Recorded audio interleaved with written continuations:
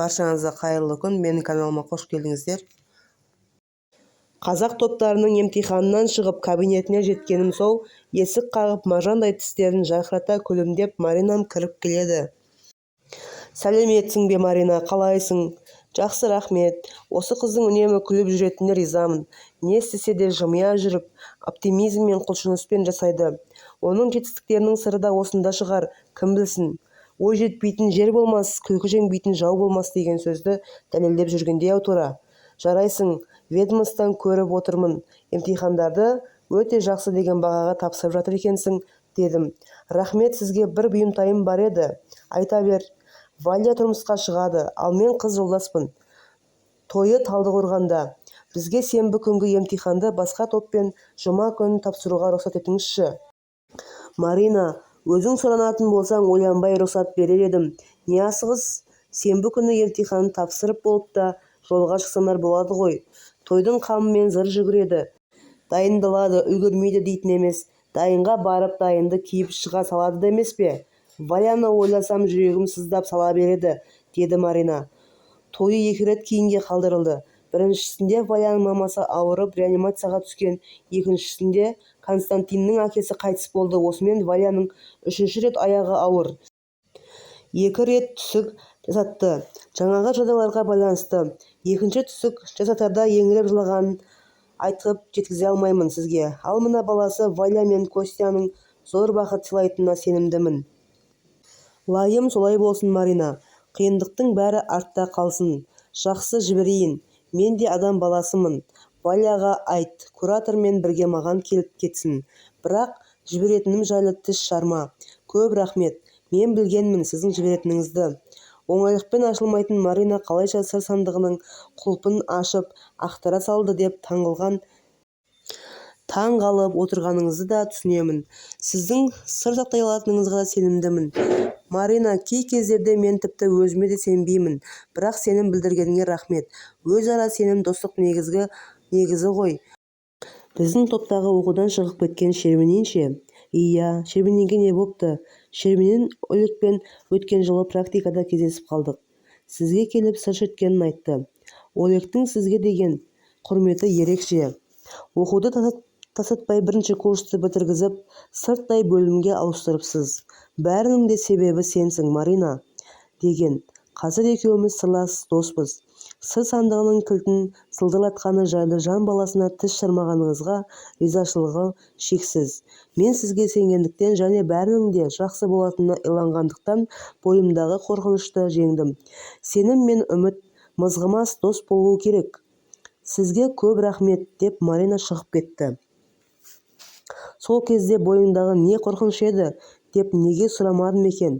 Ол үрей неден туындап жүр, деп сыр тартып сөйлеспеппін-ау. Көп ұзамай куратормен бірге Валя да келді.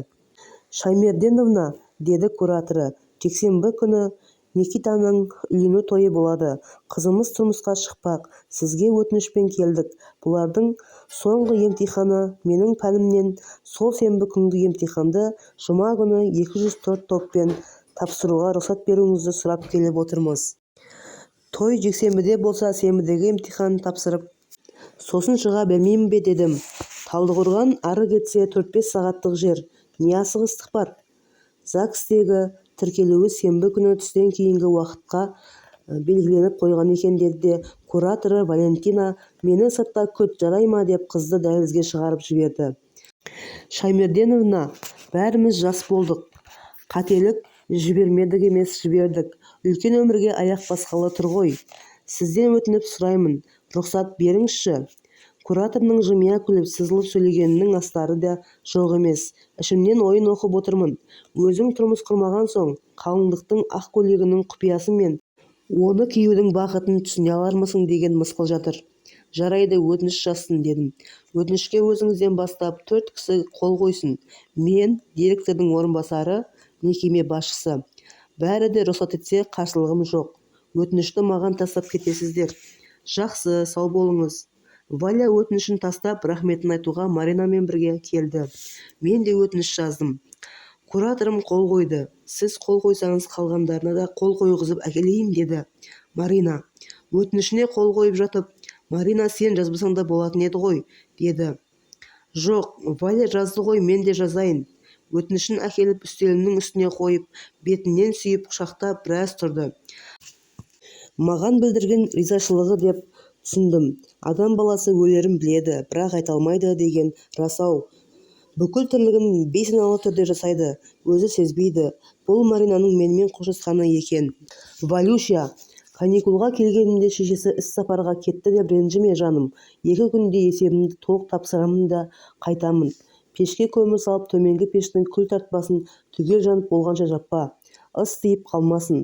Көмірді жарты шелектеп салмасаң, проводка қайнап кетеді. Сарайдағы жасыл эмаль кастрөлде бош тұр.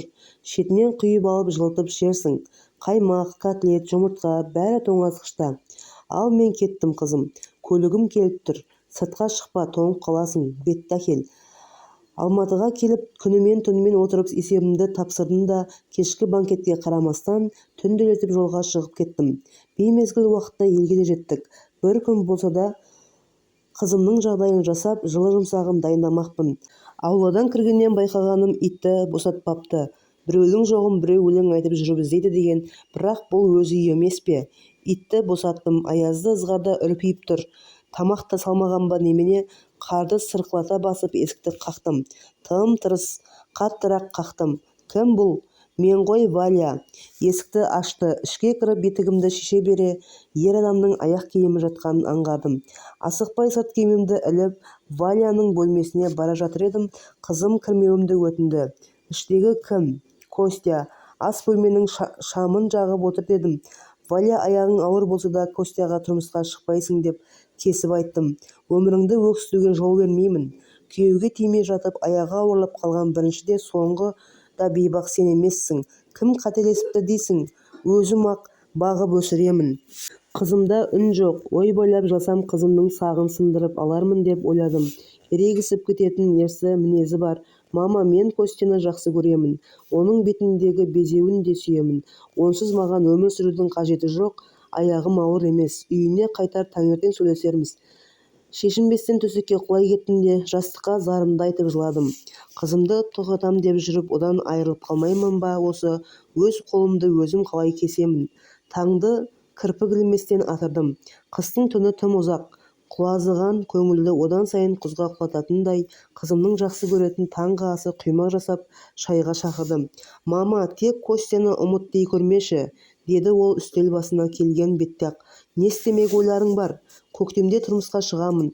Костя Алматыда жұмыс істейді. Пәтер жалдап тұрамыз. Мен оқуымды жалғастырамын.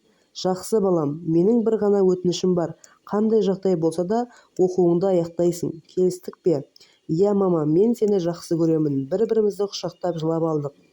Валя кеудесін кернеген бақыт қуанышынан, ал мен қызымның алдағы өмірі қалай болады деген уайымнан, Валяның демалысы бітірден бір күн бұрын Константин ата-анасын ертіп сөз салып келді. Тойды көктемде жасайтын болып келістік. Той шығынын екі жақ тең бөлсек көтеріп алатын болдық. Тойды наурыздың 15-іне белгілеп, соның жабдығына кірісіп кеттім. Таныстарым мен бауырларым, көрші-қолаң. Әй, қызыңды қайда, кімге беріп жатырсың? Есің дұрыс па? Ойландың ба? Деп онсыз да алаң көңілімді одан сайын алай-дүлей етіп мазамды алды. Мектеп асханасымен келісіп, арақ-шарапқа тәтті-пәттіге ақша сұрағанымда жігіт жақ жағдайларының жоқ екенін айтып, қолдарын қусырды. Күйіп кеттім. Қызыма білдірмей дайындықты жүргізе бердім. Тойға 3 күн қалғанда қан қысымым көтеріліп, аурухананың жансақтау бөлімінен бірақ шықтым. Аунап тұрдың, мен қызымның тойын күзге қалдырдық. Тойға бір апта қалғанда Константиннің әкесі арақтан уланып қайтыс болды. Шифонердегі Валяның фатасы мен ақ көйлегін көргенде жаным тоңазып, жүрегім қалтырайды. Тойды енді келер жылдың жазына ысырдық. Қызым 2-ші курсын аяқтап тойға қызу дайындалып жатырмыз. Інім қабан атып етін алып келген. Дайындаған тағам түрлерінің бәрін мектеп асханасының тоңазытқышына тасып жатырмыз. Валям кешке жолға шығамыз деп хабарласты. Костяның досынан машинасымен келеді екен. Марина 4-еуі. Маринаның мамасы да хабарласып құттықтады. Тойға шақырып едім, денсаулығына байланысты ұзақ жолды көтере алмайтынын айтты. Дастарханды жайнатып қойып, жастарды күтіп отырмыз. Келетін уақыты болды. Жолға шықтық дегендері қашан кеш батты, түннің бір уағы болды. Мазасыздана бастадық. Бойымды үрей билеп, уайымым күшейе түсті. Қанша қусам да, қорқынышты ойлар санамнан шыр айналып шықпай қойды. Апыр-ай, әбден кешікті-ау, жайшылық болса жарар еді. Таң ата суыт хабарда жетті. Жолда апатқа ұшырапты. Бәрі де ауруханада. Күн сенбі. Бүгін демалайын. Бәрін қадағалап отырған кезекші оқытушы бар ғой. Содан телефон арқылы хабар алармын деп жатып қалдым. Жұмыс күндері таңертең бірден тұрып кете алмай тіңкелеп жататынымыз бар да, сенбі мен жексенбіде керісінше қақаңдап таң атпай оянып алатын қызық әдетіміз бар ғой. Бүгін де ерте оянып алып ойланып жатқанмын. Телефон шылдыры ойымды бөліп жіберді. Сәлеметсіз бе? Телефон тұтқасының әр жағында 206 топтың кураторы солқылдап жылап тұр. Не болды? Жайсыз хабар. Кеше түнде Валялар жол апатына ұшырапты. Марина қаза тапқан. Валя жансақтау бөлімінде. Шопырдың аяғы сынған. Костяның қолы жараланыпты. Мен қазір барамын. Төбемнен жай түскендей абдырап қалдым. Кабинетіме кірісімен директор шақыртты. Кураторы болған жайтты баяндады. Аса қатты жылдамдықпен келе жатып, көлік жолдан шығып кетіп аударылған. Марина шопырдың жанындағы орындықта ұйықтап отырыпты. Машинаның алдыңғы әйнегінен ұшып кеткен. Мойны үзіліп, тіл тартпай кетсе керек, сол жақ беті тілінген, құлағы жұлынып қалған. Валяның омыртқасына зақым келіп, жансақтау бөлімінде жатыр. Жағдайы өте ауыр. Екі жігіттің ахуалы да аса мәз емес, бірақ Валяға қарағанда сәл тәуірлеу. Маринаны моргтан алдыртып, соңғы сапарға аттандыру рәсіміне кірістік. Жол апаты болған жерге Маринаның курстас жігіттері барып, жұлынып қалған құлағын тауып әкелді. Оны жақсылап тіккізіп, бетін әрлеп, ең әдемі қалыңдық көйлегін алдырып киіндірдік. Табытта беті ісіңкіреген, фатасы бетін жартылай жапқан, қардай аппақ қалыңдық көйлегімен мәңгілік ұйқыға кеткен Марина жатыр. Марина, қош бол. Өмірімнің осынша тым қысқа боларын кім білген. Жаны да тәні де сұлу періште едің. Құмырсқа сыйған жер бетінен саған орын табылмаған-ай.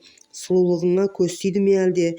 Біздің назарымызда сені жеп жіберді-ау. Раушан гүлінің жайқалып ашылар уақытында өлім орағының қиып түскеніне сене алар емеспіз. Ажал айтып келмейді, бірақ өлімнен ешкімнің құтыла алмайтыны да ақиқат. Өмірге келмек бар да кетпек бар. Біреу ерте, біреу кеш кетер. Өкініштісі жалындаған жауқазындай жас кезіңде өмірден өттің. Жер бетіне сыймай кеткен сұлулығың-ай. Қайғыдан қан жұтып, қара жамылып, анаң қала берді. Топырағың торқа, жатқан жерің жайлы, жаның жәннатта болсын. Марина, фани ғұмырыңдағы игі істерің бақи өміріңде сауабыңа жазылсын. Жарқын бейнең жүрегіміздің төрінде мәңгі сақталады. Арада жылдар өтті. Іс сапармен Талдықорған қаласына жол тарттым. Курсымды өткізіп, түскі асты асханадан ішпек болып, баспалдақпен төмен түсе беріп едім, артымнан біреу айғайлап жүгіріп келеді. Көзі мен даусы таныс, бірақ аса шырамыта алмай тұрмын. Сәлеметсіз бе, бұл мен ғой. Никитина Валя. Валя, сәлеметпісің, қайдан жүрсің? Осындағы жөндеу бюросының бастығымын. Жүріңіз, менің кабинетімнен түстеніңіз деп қолымнан жетектеп сүйрей жөнелгені. Ас ішіп отырып, біраз шер тарқаттыстық. Әңгімеміздің таусылар түрі жоқ. Дегенмен түскі үзіліс деген резеңке емес, аяқталып келеді. Кешке үйге жүріңіз, ертең жұмысқа бірге келеміз деп қолқа салды. Жоқ, Валюшам, көп рахмет. Одан да кешке сен мен жатқан қонақ үйге кел. Жақсы, онда қоштаспаймыз, кешке дейін. Жұмыс бітіп, кеш түскенде торты мен басқа да оны-мұнысын алып Валя келді. Өткен күндерді еске алып, біресе жылап, біресе күліп, біраз шүйіркелестік.